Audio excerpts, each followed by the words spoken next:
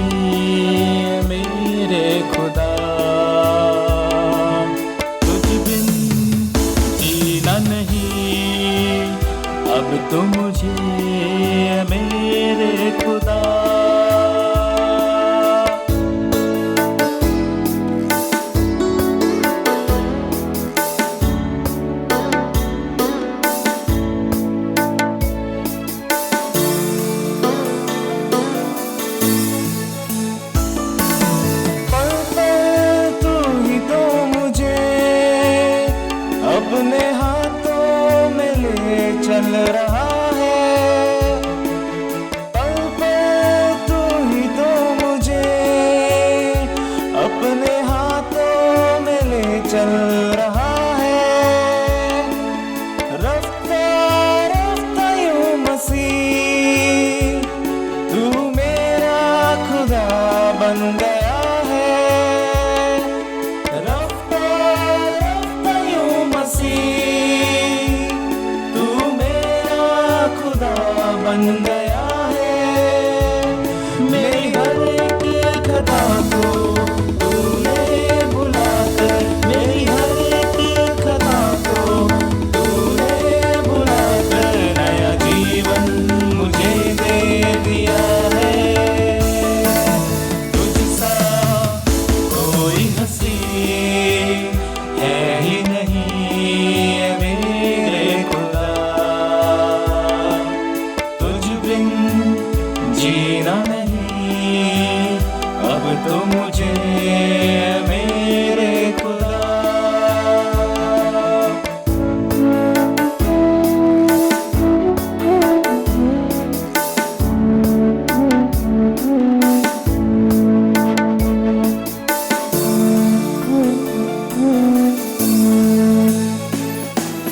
गुजरे मेरी जिंदगी तेरे कदमों में अब ये दुआ है, गुजरे मेरी जिंदगी तेरे कदमों में अब ये दुआ है। होने दे रुका कोई मुझ पर कुछ असर इल्तिजा है, होने दे रुका कोई मुझ पर कुछ असर इल्तिजा है। करे तेरा कलाम मेरी राहों को रोशन, करे तेरा कलाम मेरी राहों को रोशन, अपने रूह से सराबोर कर दे।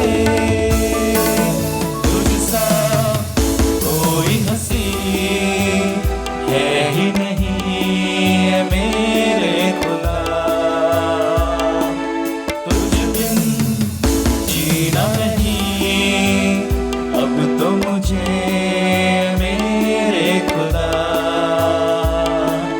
तुझसा कोई हंसी है ही नहीं है मेरे खुदा, तुझ बिन जीना नहीं अब तो मुझे मेरे खुदा।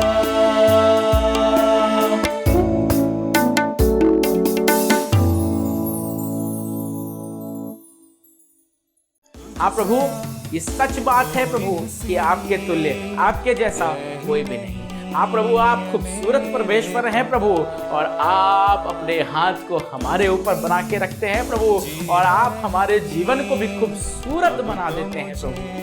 हाँ प्रभु, हमारी ये प्रार्थना है, this is not just a song lord but this is our prayer. हाँ प्रभु, ये सिर्फ गीत नहीं पर हमारी दरख्वास्त है प्रभु, हमारी आराधना है प्रभु, और हम दुआ करते हैं प्रभु यीशु मसीह। जब हम बहुत से लोग प्रभु इस वक्त ऑनलाइन जुड़े हुए हैं प्रभु, हम में से प्रत्येक के ऊपर प्रभु आपका हाथ हो प्रभु, इस आराधना की आप अगुवाई करें, हमारी मदद करें प्रभु यीशु मसीह, और हम जो कुछ करते हैं प्रभु उन सब बातों से आपके नाम को महिमा इज्जत जलाल मिले। आमीन। Praise the Lord. आइए परमेश्वर के कलाम की तरफ आगे चलेंगे, परमेश्वर के वचन की तरफ आगे चलेंगे। हमने हर बार की तरह पास्टर मैथ्यू चंद से दरखास्त करी है और कि हमें कलाम के पढ़े जाने में हमारी अगुवाई करें। जब ये कलाम पढ़ा जाता है इसको सुनिए, इसको दोहराइए, पर याद रखिए इसको अपने जीवन में क्लेम करना ना भूलिए। Claim this word in your life and you will see a difference. आइए परमेश्वर के कलाम की तरफ, परमेश्वर के वचन की तरफ बाइबल रीडिंग में होकर आगे बढ़े। प्रेज़ द लॉर्ड, जय मसीह की। परमेश्वर का धन्यवाद करते हैं, एक बार फिर से उसने ये मौका दिया कि हम assembly of believers church in India Kanpur civil line से हम प्रभु की आराधना कर सके, उसकी इबादत कर सके।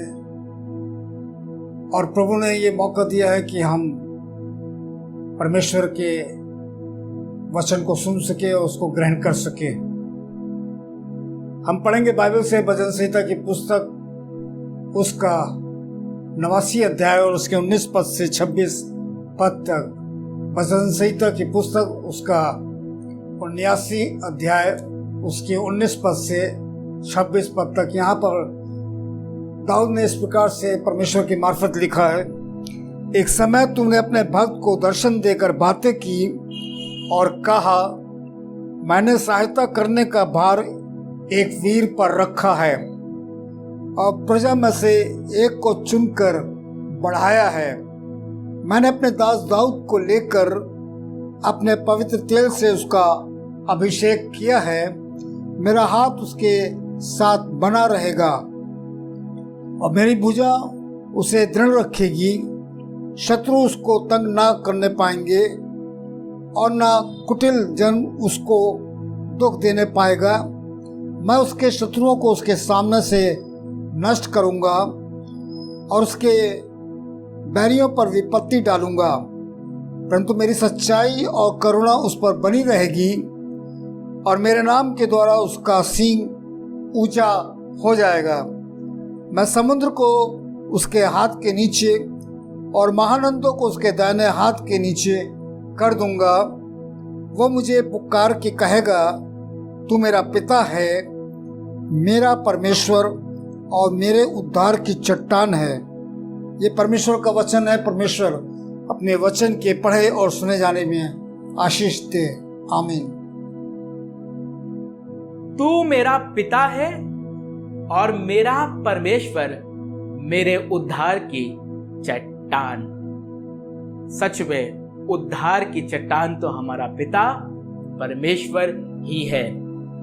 दुनिया में बहुत सारी चीजें मिल सकती हैं, पर ये उद्धार मिल सकता है, पर उद्धार देने वाला तो हमारा पिता ही है। He is our salvation। और अब आराधना के उस अहम हिस्से में हम आ चुके हैं जब हम परमेश्वर के वचन को ग्रहण करेंगे। And word is very important for us. ये वचन हमारे लिए बहुत आवश्यक है, महत्वपूर्ण है। और इसलिए बीते साल अगर आपको याद होगा, हमने पास्टर ईजे सिंह को अपने बीच में आमंत्रित किया था और परमेश्वर के कलाम को उन्होंने हमारे साथ शेयर किया था। और मैं सोच रहा था कि इस साल मैं किसको आमंत्रित करूं, और मैं चाह रहा था कि कोई ऐसा शख्स हो जो इस फादर्स डे से मैं किसी ना किसी प्रकार से उसको रिलेट कर सकूं। और मेरा एक नाम मेरे ख्याल में आया, मेरे जहन में आया, परमेश्वर ने एक नाम मुझे दिया, और वो है पास्टर सुजीत मसीह, जो assembly of believers church Kalyanpur के पासबान हैं। और इनके कलीसिया में जितने जवान हैं, जितने बच्चे हैं, मैंने ज्यादातर ये देखा है कि सब इनको पापा कह के पुकारते हैं। और ये बात मुझे इस दिन में याद आई कि कोई एक ऐसा शख्स है कि जिसने अपने साथ जुड़े सब जवानों को अपनी संतान पापा इसीलिए कह रहे होंगे क्योंकि कहीं ना कहीं ये एक बाप की तरह उनके साथ व्यवहार रखते होंगे, और इसीलिए वो इनको पापा कहते हैं। और ये उनके साथ उसी प्रकार से जैसे एक बच्चे के साथ अपने बच्चों के साथ मोहब्बत रखी जाती है, वैसे ही उनके साथ मोहब्बत करते हैं। And who better than this on this day. इससे बेहतर और इससे अच्छा कौन हो सकता है आज के इस दिन में परमेश्वर के कलाम, परमेश्वर के वचन को हमारे साथ रखने वाला। इसलिए समय पास्टर सुजीत मसीह के लिए, जिन्होंने हमारे इस दावतनामे को कबूल किया है और हमारे साथ आज मौजूद हुए हैं कि परमेश्वर के कलाम को हमारे साथ बांटें। इसलिए आप जो कुछ कर रहे हो, उस चीज को, उस कार्य को, उस काम को छोड़ दीजिए, और इस समय में जो परमेश्वर का समय है, जरूर से इस वचन को सुनिए। मैं आपको विश्वास दिलाना चाहता हूं कि आपको इस कलाम से आशीष मिलेगी। 4 महत्वपूर्ण बातें हम में से प्रत्येक के लिए, नॉट जस्ट फॉर फादर्स, हाँ बाप के लिए तो शायद होंगी, पर साथ ही साथ हम में से प्रत्येक के लिए ये 4 बातें जो पास्टर सुजीत मसीह शेयर करने जा रहे हैं इस कलाम में, उससे होकर हमें आशीष देंगी। Praise the Lord. मैं परमेश्वर का धन्यवाद करता हूँ, अपने खुदावन को मुबारक कहता हूँ कि खुदावन ने ये खूबसूरत मौका दिया कि आपके सामने मैं खुदा के कलाम को लेकर उपस्थित हो सकूं। मैं इस समय शुक्रगुजारी अदा करना मांगता हूँ खुदा के खादिम पास्टर दीपेश के लिए और assembly of believers church civil lines Kanpur के लिए, जिन्होंने मुझे अपनी इस चर्च सर्विस में मौका दिया कि मैं आपके साथ मिलकर खुदावन की खिदमत कर सकूं वचन के द्वारा। और जैसा कि आपको मालूम है कि आज फादर्स डे है, पिताओं का दिन है, और मैं बात करना मांगता हूं एक पिता की जिम्मेदारी के ऊपर। जब पिता शब्द आता है तो वो एक जिम्मेदारी को लेकर आता है, और आज एक पिता की जिम्मेदारी के ऊपर मैं प्रचार करना मांगता हूं। और मैं चाहता हूं कि सबसे पहले मैं खुदा के कलाम से आपको आशीष दूं, और मेरे साथ निकालें पहला राजा। अगर आप बाइबल लेकर बैठे हैं तो जरूर निकालिएगा।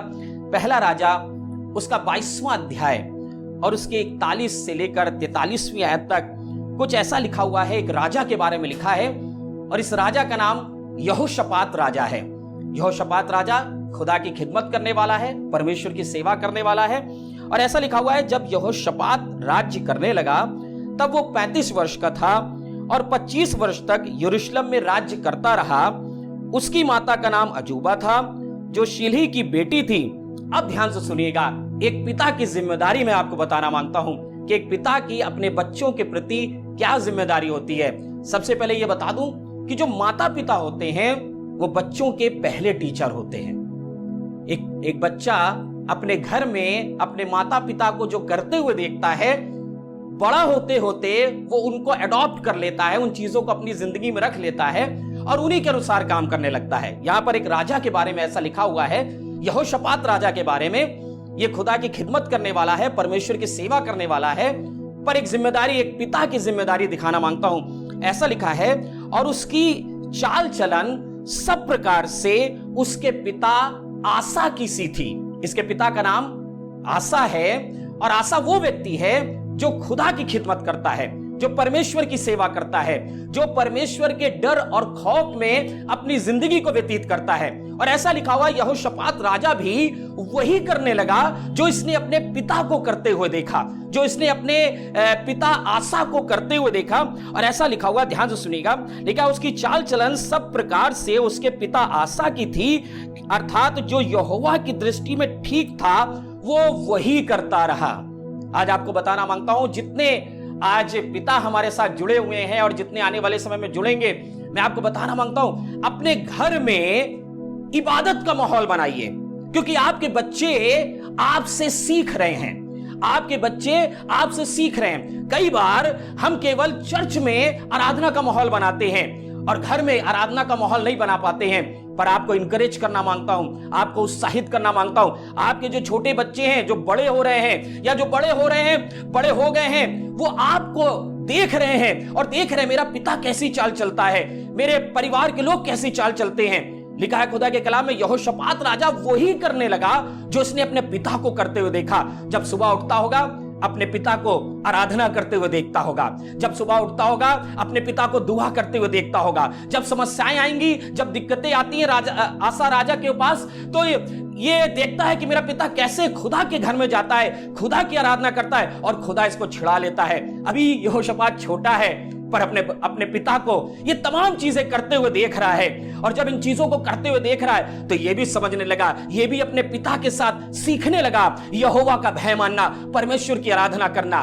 अब एक व्यक्ति के बारे में और बताना मांगता हूं, मैं सिर्फ इतना बता रहा हूं, अपने घर में इबादत का माहौल रखिए, क्योंकि आपके बच्चे उस आराधना के माहौल में जब चलेंगे ना, तो वो वही सीखने लगेंगे जो आप उनको सिखाना चाहते हैं। आगे पढ़ें, आगे ऐसा लिखा हुआ 51 इसकी आयत में, 22वां अध्याय 51 आयत में ऐसा लिखा हुआ है, और उसने वो किया, मैं बात कर रहा हूं आहाब के पुत्र अज्जिया के बारे में। ध्यान से सुनिएगा, आहाब के पुत्र अज्जिया के बारे में बात करना मांगता हूं। इसने भी वही किया जो इसके पिता ने इसको सिखाया था। ध्यान से सुनिएगा, उसने वो किया जो यहोवा की दृष्टि में बुरा था। क्यों? तुम बुरा क्यों कर रहे हो? अज्जिया राजा, तुम्हें किसने सिखा दिया? तुम कैसे सीख गए कि खुदा की नजर में तुम वो काम करो जो बुरा है? आगे ध्यान से सुनिएगा, आगे क्या लिखा है? आगे लिखा हुआ है, और उसकी चाल उसके पिता आहाब के जैसी थी। उसकी चाल अपने माता पिता की तरह थी, क्योंकि इसने अपनी माता पिता को खुदा के विरोध में जाकर काम करते हुए देखा है। बहुत छोटा है, अभी बहुत अकल नहीं है, अभी बहुत समझ नहीं है, पर अपने पिता को देख रहा है, मेरा पिता खुदा का भय नहीं मानता है, मेरा पिता परमेश्वर का भय नहीं मानता है, वो तो अपने मन से जो चाहे वो करता है। ये सीखता रहा, अब बड़ा हो गया है और अपने पिता के अनुसार काम करने लगा। आसा राजा ने अपने बच्चे को एक अच्छी चीज सिखाई, यहोशापात राजा को एक अच्छी चीज सिखाई कि बेटा खिदमत करना, सेवा करना, खुदा पे भरोसा रखना, उस पर ईमान रखना, उससे कभी अलग ना होना। और उसका पुत्र यहोशापात राजा वही करने लगा जो उसके पिता ने उसको सिखाया था, जो उसके पिता ने उसको बताया था, या फिर जो उसके पिता को उसने करते हुए देखा था, उसके अकॉर्डिंग यहोशापात राजा करने लगा। आहाब का पुत्र अज्जिया भी वही कर रहा है जो उसने अपने पिता को करते हुए देखा है। जितने पिता आज सुन रहे हैं, मैं सिर्फ इतना चाहता हूं, अपने घर में, अपने चाल चलन में, अपने उठने बैठने में, क्योंकि आपके बच्चे आपके साथ रहते हैं, वो आपको हर पल देखते रहते हैं, आपको सुनते रहते हैं, किस तरीके से आप बात करते हैं, किस तरीके से आप मम्मी से बात करते हैं, किस तरीके से आप और लोगों से बात करते हैं। आपके बच्चे सीख रहे हैं। अगर घर में बुराई का माहौल होगा, बच्चे बुराई सीखेंगे, फिर आपको कहेंगे बुराई करने लगे। अरे क्यों नहीं करेंगे, हम ही ने तो उनको सिखा दिया है। पर जब इबादत का माहौल होगा, आराधना का माहौल होगा, खुदा की संगति का माहौल होगा, हमारे बच्चे वो सीखेंगे और वो उसी के अकॉर्डिंग काम करने लगेंगे।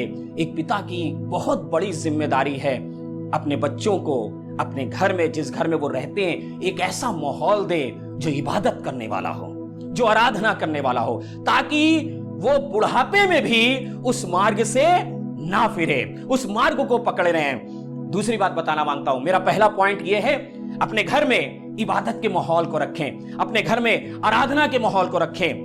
दूसरा पॉइंट बोलना मांगता हूं जो आपको मिलेगी उत्पत्ति की किताब, उसका 33वां अध्याय और उसकी 12वीं आयत से लेकर 14वीं आयत तक। मैंने रिक्वेस्ट करी भाई अमन से, इसको मेहरबानी से जल्दी से पढ़ दें। फिर एसाव ने कहा आ हम घर चलें और मैं तेरे आगे आगे चलूंगा। मैं तेरे आगे आगे चलूंगा। याकूब ने कहा, हाँ हे मेरे प्रभु, तू जानता है कि, ध्यान से सुनिएगा, तू जानता है कि मेरे साथ कुमार लड़के, मेरे पास सुकुमार लड़के और दूध देने हारी भेड़ बकरियां गाय और दूध देने हारी गाय बकरियां हैं। आगे पढ़ दें। यदि ऐसे पशु एक दिन से भी अधिक हाके गए, अगर ऐसे पशु एक दिन से भी ज्यादा हाके गए तो ये सब के सब मर जाएंगे। ध्यान से सुनेगा, मेरा दूसरा पॉइंट है, ये सब के सब मर जाएंगे। आगे पढ़ें। इसलिए मेरे प्रभु अपने दास के आगे बढ़ चल, अपने दास के आगे बढ़ चल, और मैं इन पशुओं की गति के अनुसार, ध्यान से सुनेगा, मैं इन पशुओं की गति के अनुसार और जो मेरे आगे हैं और जो बच्चों की गति के अनुसार और अपने बच्चों की गति के अनुसार मैं धीरे धीरे चलूंगा। कई बार, ध्यान से सुनिएगा, मैं एक पास्टर हूं और मैं जब अपने बच्चों को कोई काम देता हूं, ध्यान से सुनिएगा, वो इतनी मैच्योरिटी से उस काम को नहीं कर पाते हैं। कई बार मुझे गुस्सा भी आता है। मैं सोच रहा था कि वो इस तरह से काम करेंगे, मैं सोच रहा था वो इस तरीके से इस काम को हैंडल करेंगे, पर वो बच्चे उस अनुसार या जो जैसा मैं चाहता हूं उसके अनुसार काम नहीं कर पाए। कई बार आपको भी गुस्सा आता होगा, पर आपको ध्यान रखना है कि आपकी गति में और आपके बच्चों की गति में बहुत अंतर है। याकूब कहने लगा, एसाव मैं आपसे बहुत प्यार करता हूं, तुम मेरे भाई हो, मुझे तुमसे डर भी लग रहा था, पर मुझे इससे ज्यादा फिक्र यह है, अपनी जिंदगी से ज्यादा फिक्र यह है, क्योंकि एसाव को मना करने से शायद जान भी जा सकती थी, पर कहने लगा मुझे उससे ज्यादा फिक्र यह है, मेरे पास सुकुमार बच्चे हैं, इनकी गति और मेरी गति में अंतर है, इनकी सोच में मेरी सोच में अंतर है, इनके काम करने के तरीके में मेरे काम करने के तरीके में अंतर है, इनकी ताकत में और एक पिता की ताकत में अंतर है। ध्यान से सुनिएगा, कई बार हम अपने बच्चों को चाहते हैं कि वो हमारी गति के अनुसार चलें। कई बार आपने सुना होगा, पिता लोग कहते हैं अपने बच्चों से, तुम्हारी उम्र में थे ना तो हम ये कर लिया था, हम इस तरह से काम करते थे। नहीं, ये कहने की जरूरत नहीं है, क्योंकि आपके बच्चे की गति अलग है, आपसे अलग है। आप प्रेशर डालेंगे, आप उनके ऊपर प्रेशर डालेंगे, उनको बहुत दिक्कत होगी, उनको परेशानी होगी। पर ध्यान से सुनिएगा, ये कहने लगा मेरे बच्चों की गति अलग है। पिताओं से बात कर रहा हूं जिसके घर में 2-2 बच्चे होते हैं। कई बार आप समझ नहीं पाते हैं, हम छोटे को हमेशा कहते हैं बड़े की तरह बनो, बड़ा जैसा करता है वैसे बनो, देखो उसके अनुसार चलो, देखो उसके अनुसार करो। कई बार भूल जाते हैं कि बड़े बच्चे में और छोटे बच्चे में इन दोनों की गति में अंतर है। किसी का कुछ और खूबी है, किसी की और कुछ खूबी है। मेरे बच्चे, मेरे पास ढेर सारे बच्चे हैं और इनकी गति में अंतर है। मैं सबको पादरी नहीं बना सकता क्योंकि सब पादरी बनने के लिए तैयार नहीं है। कोई कह रहा है हम इबादत करेंगे, हाँ पादी साहब हम आपके साथ इबादत करेंगे, पर हम स्तुति और प्रशंसा में अगुवाई करने वाले बनेंगे। कोई कह रहा है हाँ हम इबादत करेंगे, हम आपके साथ इबादत करेंगे, आराधना करेंगे, पर हम जॉब भी करेंगे। कोई कह रहा नहीं हम तो पादरी बनने आए, हम पादरी बनेंगे। तो मैं क्या करता हूं, मैं उनकी गति के अनुसार मैं तो चाहता हूं सब पादरी बन जाए, क्योंकि जो जैसा पिता होता है चाहता है कि पुत्र भी वैसे ही बने। पर मुझे यह भी ध्यान देना है, मेरी इच्छा यह है कि ये सब पादरी बन जाए, पर इनकी गति में फर्क है, इनकी गति में अंतर है, इनके सोचने का तरीका अलग है। मैं सबको पादरी नहीं बना सकता। हाँ ये जरूर दुआ करता हूं कि चाहे ये इबादत करने वाले हों, चाहे ये नौकरी कर कर भवन में आए, चाहे ये पादरी बन जाएं, पर खुदा का खौफ रखने वाले हों। मैं इनको ऐसा माहौल दे रहा हूं जिसमें ये खुदा की इबादत कर सके, खुदावन की महिमा कर सके, खुदावन की सिताइश कर सके। बहुत ध्यान रखिएगा, आपके बच्चों की गति में और आपकी गति में अंतर है। जबरदस्ती उनके साथ ना करिए। कई बार माता पिता ध्यान दीजिएगा, हम वो सब्जेक्ट कहते हैं बच्चों से लेने के लिए जो हमें बहुत पसंद है। हमें मैथ्स बहुत पसंद है, नहीं तुमको तो मैथ्स लेनी पड़ेगी। नहीं हमको साइंस बहुत पसंद है, तुमको तो साइंस लेनी पड़ेगी। कई बार हम लोग ऐसे काम करते हैं। पर ध्यान रखिएगा, याकूब कहने लगा नहीं, अगर एक दिन से ज्यादा ये हाके गए ये मर जाएंगे। कई बार बच्चे कुछ कर नहीं पाए क्योंकि पिता ने, मैंने इतना प्रेशर उनके ऊपर बना दिया, नहीं तुम्हें तो यही करना पड़ेगा, तुम्हें तो यही सब्जेक्ट लेना पड़ेगा, तुम्हें तो यही काम करना पड़ेगा। और कई बार निराशा का सामना करना पड़ा। बच्चे जो करना चाहते थे, जो उनके अंदर अपनी खूबी थी, जो उनके अंदर अपनी गति थी, वो उस गति के अनुसार भी नहीं कर पाए, मैंने ही उनको दबा दिया। आज आपको बताना मांगता हूं, एक पिता की जिम्मेदारी है हम अपनी गति के अनुसार ना चले, क्योंकि हमारी सोच, हम बहुत जल्दी किसी काम को बहुत अच्छे तरीके से कर सकते हैं, पर हमारा बच्चा हो सकता है क्योंकि अभी तो मैच्योर हो रहा है, अभी तो सीख रहा है, हम कैसे उम्मीद करें कि वो मेरी तरह जैसे काम करने लगेगा। हाँ एक दिन आएगा जब वो मेरी तरह सोचेगा, मेरी तरह बात करेगा, मेरी तरह मैच्योरिटी वाले काम करेगा, पर अभी नहीं। अभी उसकी गति, कहने लगा उसकी गति बहुत धीमी है, मेरे बच्चों की गति बहुत धीमी है, मैं तो बहुत तेज दौड़ सकता हूं, पर अगर हाके गए तो ये खत्म हो जाएंगे। ध्यान रखिएगा, अपने बच्चों पर प्रेशर मत डालिए, अपने बच्चों पर प्रेशर ना डालिए। उनकी गति में और हमारी गति में अंतर है। मैंने अपने बच्चों को, अपनी कलीसिया के सारे बच्चों को छूट दे रखी है। मैं सबको पादरी नहीं बना रहा हूं, मैं सबसे कहता हूं बेटा जो बनना चाहते हो वो बनो, पर खुदा का भय रखने वाले बनना, परमेश्वर की आराधना करने वाले बनना, खुदावन की इबादत करने वाले बनना। तीसरा पॉइंट मेरा यह है, पहला पॉइंट मैंने आपको बताया, एक ऐसा एटमॉस्फेयर बनाइए अपने घर में जो इबादत का हो, जो आराधना का हो। दूसरा, याद रखिए आपके बच्चों की गति में और आपकी गति में अंतर है। जबरदस्ती उनको अपनी चीजें ना थोप दीजिए। उनसे कहिए नहीं तुम बताओ तुम क्या करना, आर्ट, तुम ड्राइंग बहुत अच्छी करती है, तुम इसमें आगे बढ़ना मांगते हो, हम तुमको इसके आगे बढ़ाएंगे। हालांकि मेरा चॉइस अकाउंटेंसी है, मेरी चॉइस साइंस है, मेरी चॉइस फिजिक्स है, कुछ और सब्जेक्ट है, पर मेरे बच्चे मुझे मालूम है तुम्हारी गति में अंतर है। तुम पादरी नहीं बनना मांगते हो, क्या बनना मांगते हो? नौकरी करके इबादत करना मांगते हो, नौकरी करके इबादत करो। और चर्च में तो ऐसे लोग होने चाहिए जो नौकरी करें और चर्च को सपोर्ट भी करें। सब पादरी बन जाएंगे तो बड़ी दिक्कत हो जाएगी। अपनी गति और बच्चों की गति में अंतर रखिए। तीसरी बात, कई बार हमारी सोच ऐसी होती है, हम तो इबादत कर रहे हैं, हमारे बच्चे अगर इबादत नहीं कर रहे हैं तो कोई बात नहीं, हमारे बच्चे आराधना नहीं कर रहे हैं तो कोई बात नहीं, हम तो इबादत कर रहे हैं, हम तो आराधना कर रहे हैं। मैं आपको बताना मांगता हूं, एक पिता की जिम्मेदारी है वो अपने बच्चों को इबादत करना सिखाए। मैंने कहा एक एटमॉस्फेयर बनाइए जिसमें आपके बच्चे आराधना कर सके, आपके बच्चे इबादत कर सके। खुदा के कलाम में ऐसा लिखा हुआ है, निर्गमन उसका 10वां अध्याय और उसकी 10वीं आयत, निर्गमन उसका 10वां अध्याय और उसकी 10वीं और 11वीं आयत को मेहरबानी से पढ़ दें। उसने इस प्रकार से कहा, लिखा है उसने इस प्रकार से कहा, यहोवा तुम्हारे संग रहे, हाँ यदि मैं तुम्हारे बच्चे समेत जाने देता हूँ। ध्यान से सुनिएगा, हो क्या रहा है।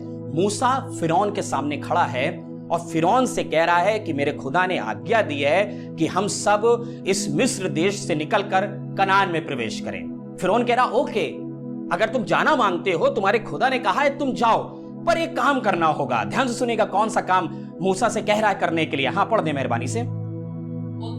उसने इस प्रकार से कहा, उसने इस प्रकार से कहा, यहोवा तुम्हारे संग रहे, यहोवा तुम्हारे संग रहे। यदि मैं तुम्हारे बच्चे समेत जाने देता हूँ, अगर मैं तुमको तुम्हारे बच्चों समेत जाने देता हूँ, देखो तुम्हारे मन में बुराई है। तुम्हारे मन में बुराई। ध्यान से सुनिएगा, कहने का क्या मतलब है। फिरौन ये कह रहा है तुम केवल पुरुष लोग, या ये कहूं तुम केवल पिता लोग जाकर आराधना करनी है, आराधना करो। तुम्हारे बच्चे हमारे पास रहेंगे, तुम्हारे बच्चे मेरे पास रहेंगे। तुम्हें आराधना करनी है, ओके, तुम आराधना करो जाकर, पर तुम्हारे बच्चे जैसा मैं चाहूंगा तुम्हारे बच्चे वो काम करेंगे। जैसा मैं उनको आज्ञा दूंगा वो वैसे करेंगे। जैसा मैं उनसे कहूंगा ऐसे हाथ उठाओ वो ऐसे हाथ उठाएंगे। तुम्हारे बच्चों को मैं अपने पास रखूंगा। एक पिता की बहुत बड़ी जिम्मेदारी है कि वो प्रार्थना के द्वारा और तमाम काउंसलिंग के द्वारा अपने बच्चों को प्रोटेक्ट करे अंधकार की सामर्थ से। यह मेरी और आपकी जिम्मेदारी है। फिरौन कहने लगा तुम जा सकते हो, आराधना करने जा रहे हो, आराधना करो जाकर, पर तुम्हारे बच्चे मेरे होंगे। पर देखिएगा मूसा ने क्या कहा। मूसा ने कहा नहीं, हमें आराधना करनी है, हम अकेले जाकर आराधना नहीं करेंगे, हम अपने बच्चों के साथ आराधना करेंगे। हम अपने इवन जानवरों के साथ उनको भी ले जाएंगे और आराधना करेंगे। ध्यान से सुनिएगा, आज कितने लोग इस बात से सेटिस्फाइड हो गए हैं कि हम तो आराधना कर रहे हैं, हम तो इबादत कर रहे हैं, हमारे बच्चे इबादत नहीं कर रहे हैं, हमारे बच्चे आराधना में नहीं आते, कोई बात नहीं। ध्यान से सुनिएगा, आप अंधकार की सामर्थ ने आपके बच्चों पर कब्जा किया है और वो जैसा चाहता है आपके बच्चों से वैसा कराना मांगता है। पर आपको क्या करना है, मूसा की तरह इंकार कर दीजिएगा और कहिएगा नहीं, मेरे बच्चे भी आराधना करेंगे। अगर हम आराधना कर रहे हैं तो हमारे बच्चे भी आराधना करेंगे। हमारे बच्चे भी अगर सिताइश करेंगे तो तुम्हारी सिताइश नहीं करेंगे, तुम्हारे अनुसार नहीं चलेंगे फिरौन। हमारे बच्चे हमारे खुदा के अनुसार चलेंगे। जैसा हम चल रहे हैं, जैसा हम उनको शिक्षा दे रहे हैं, वो उसके अनुसार चलेंगे। कई बार हम अपने बच्चों को छोड़ देते हैं। मेरी कलीसिया में और सारी कलीसियाओं में शायद ऐसा होता होगा, मुझे नहीं पता। मेरी कलीसिया में कुछ बच्चे वापस चले गए, बहुत कोशिश कर रहे हैं, बहुत प्रयास कर रहे हैं। 1 साल हो गया है, 1 साल हो गया है। क्यों भाई, 1 साल हो गया है, लेकिन आपको बताएं, हम आज भी उनको मैंने छोड़ा नहीं है। आज भी हम उनके घर में विजिट करते हैं। इतनी आसानी से अपने बच्चों को मैं फिरौन के हाथों में रहने नहीं दूंगा, इतनी आसानी से, क्योंकि एक पिता हूं, ये मेरी जिम्मेदारी है। एक पिता की जिम्मेदारी है, मुझे वो पिता कहते हैं, मुझे पापा बोलते हैं, और मेरी जिम्मेदारी है कि मैं अपने बच्चों को इतनी आसानी से अंधकार के साथ रहने ना दूं। बार बार कोशिश करता हूं, बार बार काउंसलिंग करता हूं, बार बार प्रार्थना करता हूं, और प्रार्थनाओं के द्वारा मैं विश्वास करता हूं कि जैसा मूसा कह रहा है मेरे बच्चे इबादत करेंगे, वो बच्चे भी लौट कर आएंगे और मेरे साथ इबादत करेंगे, मेरे साथ खुदावन की महिमा करेंगे। प्रोटेक्ट करिए अपने बच्चों को, इतनी आसानी से अंधकार के हाथों में अपने बच्चों को ना जाने दीजिए, इतनी आसानी से अंधकार के हाथों में ना जाने दीजिए। दुआ करते रहिए, प्रार्थना करते रहिए। आखिरी पॉइंट बताऊंगा, आखिरी पॉइंट ऐसा लिखा हुआ पहला इतिहास उसका 17 बाब उसकी 4 आयत। दाऊद ने एक काम किया, ध्यान से सुनिएगा। दाऊद ने एक काम किया, उसने खुदा से जाकर बातचीत कर रहा है, खुदा से जाकर कहने लगा कि मैं आपके लिए एक घर बनाना चाहता हूं, जहां पर आप निवास करो, जहां पर वाचा का संदूक रहे। मैं एक घर बनवाना मांगता हूं। ध्यान से सुनिएगा। पर खुदा ने क्या कहा? खुदा ने कहा कि तू मेरा घर नहीं बनाने पाएगा, तेरा पुत्र मेरा घर बनाएगा। तू मेरा घर नहीं बनाएगा, पर तेरा पुत्र सुलेमान मेरा घर बनाएगा। जानते उसके बाद क्या हुआ? दाऊद बहुत निराश हो गया, कहने लगा अरे बताओ, हमें जिम्मेदारी दी गई थी, हम सोच रहे थे कि हम घर बनाएंगे, पर सुलेमान को बोल दिया गया। जानते उसने क्या किया?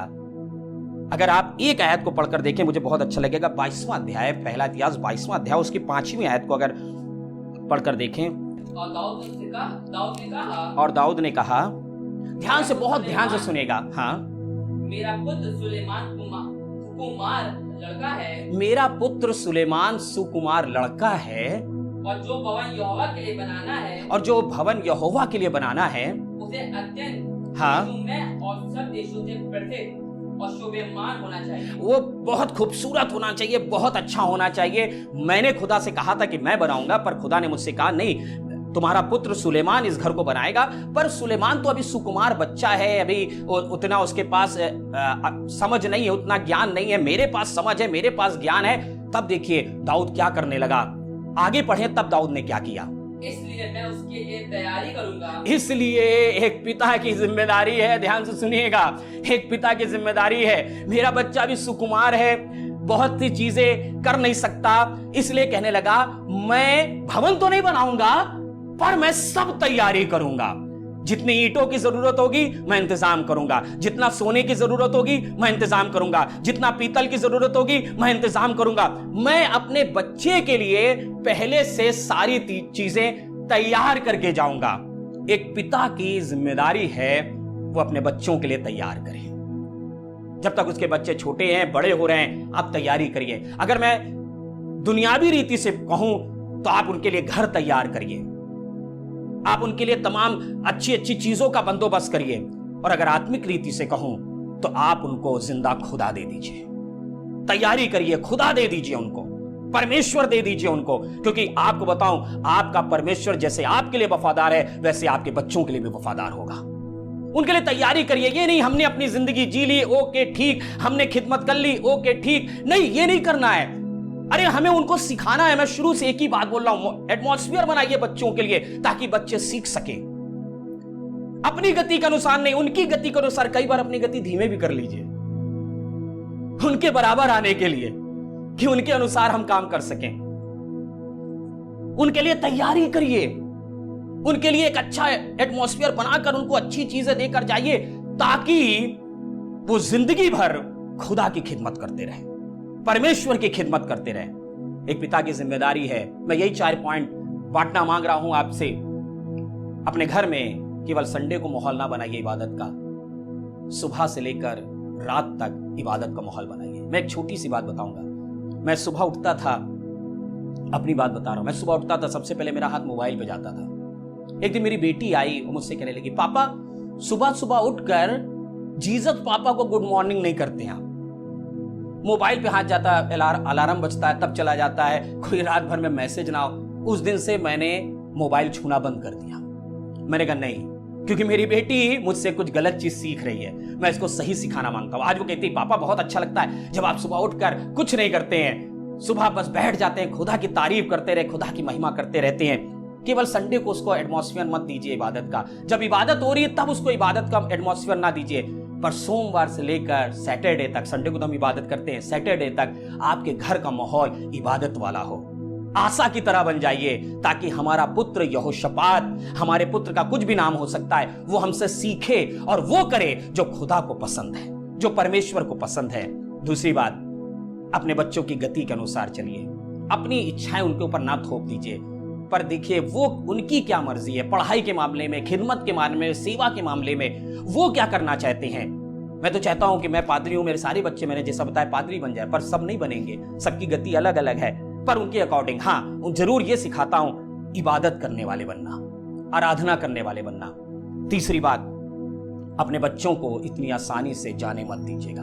अगर आपके घर का कोई ऐसा बेटा जो अभी भी अंधकार में है तो उसके लिए दुआ करना मत छोड़ दीजिए, उसके लिए प्रार्थना करना मत छोड़ दीजिए, उसके लिए काउंसलिंग करना मत छोड़ दीजिए। आपको लगेगा इतनी बार तो काउंसलिंग कर चुके हैं, उसके कुछ समझ में नहीं आता, हमें तो लगता है ये ऐसे ही है। नहीं, इतनी आसानी से अपने बच्चों को अंधकार के पास ना जाने दीजिए, क्योंकि अंधकार का स्वामी हमारे बच्चों को खिदमत के विरोध में इस्तेमाल करना मांगता है।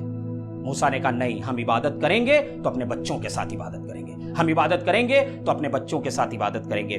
चौथी बात, अपने बच्चों के लिए तैयारी करिए, दुनियावी तैयारी करिए, आत्मिक तैयारी करिए, उनको जिंदा खुदा दे दीजिए ताकि वो खुदा की इबादत करते रहें, आराधना करते रहें। बच्चों से सिर्फ इतना कहना चाहूंगा, एक माता पिता, ध्यान से सुनिएगा, बच्चे जितने बैठे हैं सब ध्यान से सुनिएगा। एक माता पिता अपने बच्चों के लिए बहुत कुछ करते हैं।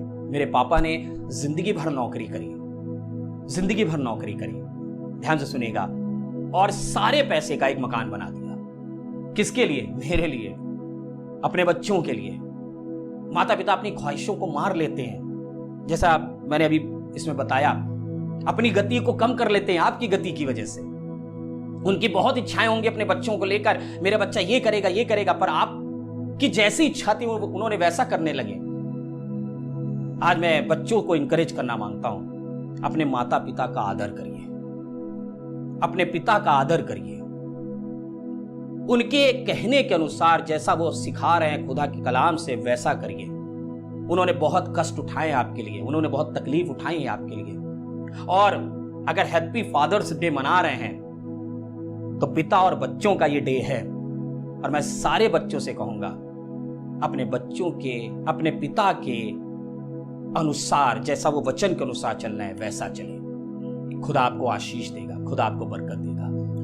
Thank you Jesus. खुदावंद, एक बार फिर हम आपकी हुजूरी में आते हैं, सारा आदर और सारी महिमा और सारा जलाल आपको देते हैं। इस समय खुदावन हम दुआ करना मांगते हैं। आज जब आपने मुझे मौका दिया है कि मैं खुदा के कलाम से लोगों से बातचीत कर सकूं, पिता परमेश्वर, मैं चाहता हूं ये कलाम हम में से बहुतों के लिए शिक्षा का कारण हो, हम में से बहुतों के लिए बरकत का वसीला हो। जब इस कलाम को हम सुनते हैं तो होने दे खुदा बाप, हम तेरे अनुसार चलने वाले हो सके। और जैसा कलाम में एक पिता की जिम्मेदारी के बारे में बताया गया है, हम उन जिम्मेदारियों को अच्छे से निभा सके और अपने बच्चों की अच्छे से परवरिश करके उनको खुदावन तेरे भय में रहने वाला बना सके, तेरी इबादत करने वाला बना सके। खुदावन मदद करिएगा, सहायता करिएगा। जितने बच्चे आज के कलाम को सुन रहे हैं वो भी जान सकें कि हमारे माता पिता कितना दुख उठाते हैं हमारी जिंदगी को खूबसूरत करने के लिए, और वो भी खुदावन इस बात का तहिया कर सकें, आपसे वादा कर सकें, हम भी हमेशा वही काम करेंगे जो हमारे माता पिता को अच्छा लगता है, जो हमारे खुदा को अच्छा लगता है। खुदावन सबको आशीष दीजिएगा, यीशु मसीह जी के नाम से मांगते हैं, आमीन। एक बार फिर से मैं शुक्रगुजारी अदा करना मांगता हूँ पास्टर दीपेश के लिए, इस कलीसिया के लिए, जिन्होंने मुझे मौका दिया कि मैं खुदा के कलाम से आपको आशीष दे सकूं। और मैं विश्वास करता हूं कि खुदा के कलाम ने आपसे बातचीत करी होगी। पिता लोग अपनी जिम्मेदारी को समझे, बच्चे अपनी जिम्मेदारी को समझे, अपने पिता को कभी शोकित ना करें, अपने पिता को कभी रिस ना दिलाएं, अपने पिता को कभी धक्का ना दें। मतलब धक्का मतलब है भावनाओं वाला धक्का, वो वाला धक्का ना दें। पर जब पिता, एक माता पिता आपके लिए इतना कर रहे हैं, बच्चे भी तैयार रहें अपने पिता को हमेशा खुश करने के लिए। खुदावंद आपको बरकत दे। Praise the Lord. आइए प्रभु की प्रार्थना एक साथ बोलेंगे। ऐ हमारे बाप, तू जो आसमान पर है, तेरा नाम पाक माना जाए, तेरी बादशाहत आए, तेरी मर्जी जैसे आसमान में पूरी थी जमीन पे पूरी हो। हमारे रोज की रोटी आज हमें बख्श दे। जिस तरह से हम अपने कसूर वालों को माफ़ करते हैं, तू भी हमारे कसूरों को माफ़ कर। हमें आजमाइश में ना पड़ने दे, बल्कि बुराई से बचा, क्योंकि बादशाहत, कुदरत और जलाल हमेशा तेरी है, आमीन। और अब हमारे प्रभु यीशु मसीह का फजल, खुदा बाप की मोहब्बत, पाक रूह की रफ़ाकत और शिराकत हमें से प्रत्येक ईमानदार के साथ, आलमगीर कलीसिया के साथ, और खास तौर से जितने लोग हमारे साथ आज के इस दिन में इस ऑनलाइन चर्च सर्विस में जुड़े हैं, अब से लेकर अब तक होती रहे, आमीन। आप हमारे साथ इसी प्रकार से इस ऑनलाइन चर्च सर्विस में बराबर जुड़िए। अगर अभी तक आपने हमारे चैनल को सब्सक्राइब नहीं किया, do subscribe to our channel. इस वीडियो को लाइक कीजिए और साथ ही साथ आप नोटिफिकेशन बेल को रिंग कीजिए, so that you can get the notification of our videos. अगर आप हमारे साथ फेसबुक पे जुड़े हैं, do like our page, do like this video and do share this online church service on your timeline. आपने फेसबुक की टाइमलाइन पे इसको जरूर से शेयर कीजिए। जब आपके पास व्हाट्सएप पे हमारा लिंक आता है, उस व्हाट्सएप के लिंक को भी आप इस संडे की मॉर्निंग में आप अपने प्रियजनों के साथ शेयर कर सकते हैं। थर्सडे प्रेयर मीटिंग को ना भूलिए। थर्सडे को शाम को 6:30 बजे हम थर्सडे की प्रेयर मीटिंग करते हैं, और एक खूबसूरत समय होता है जब एक बाइबल स्टडी के साथ हम प्रार्थनाओं को परमेश्वर के सम्मुख रखते हैं। जूम ऐप के द्वारा ये प्रार्थना सभा की जाती है, और आप भी हमारे साथ जुड़ सकते हैं थर्सडे को शाम को 6:30 बजे। अगर आप किसी कारणवश नहीं जुड़ पाते हैं तो आप अपनी प्रेयर रिक्वेस्ट को हम तक पहुंचा सकते हैं, और हम बड़े बोझ के साथ उन प्रार्थना निवेदनों को परमेश्वर के सम्मुख रखेंगे। परमेश्वर में बने रहिए, परमेश्वर में उत्साहित रहिए, और अपनी निगाहों को अपने खुदा की तरफ लगाइए। एक बार फिर से आपसे मुलाकात होगी अगले संडे। Praise the Lord.